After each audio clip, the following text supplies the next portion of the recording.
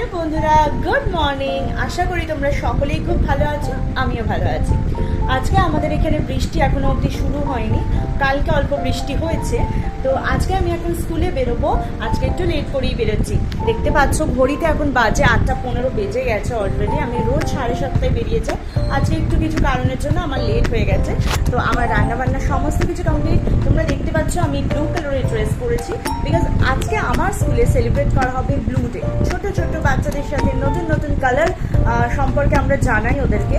তো কোনটা কি কালার রেকগনাইজেশনের জন্য প্রত্যেক মাসেই আমরা কিছু না কিছু কালার সেলিব্রেশন করেই থাকি।